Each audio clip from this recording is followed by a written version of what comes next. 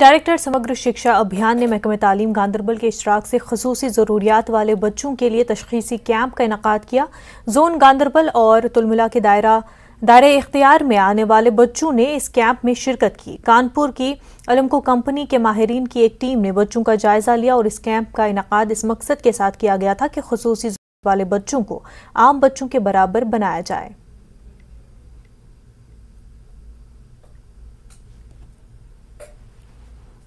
One کہ ونکس programme یہ اصل، یہ پروگرام گھر بار بار گھن تاز موزور افراد کہ غریب خاندان ست تعلقات تھاوان کہ تمن موزورن یم چیز تمن ضرورت تم تم ہیکان انت کی کہ اگر گورنمنٹ تمن کن توجہ دی کہ تمن گژھان تم سہ فارمیلٹی پور بیس گورنمنٹس اپیل کران کہ سانہ خاطر گوس آسن الگ سکول یم کہ وجہ ہیکو اصل پٲٹھۍ پٔرِتھ لیکھِتھ نارمل بچن ہند پٲٹھۍ۔ Education department Samagra Shiksha directorate Samagra Shiksha نے ان کولیبریشن وتھ علمکو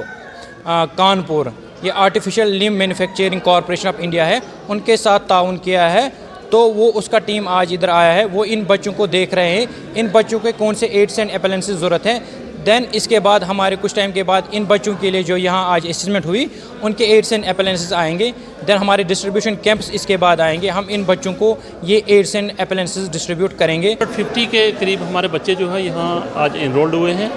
اور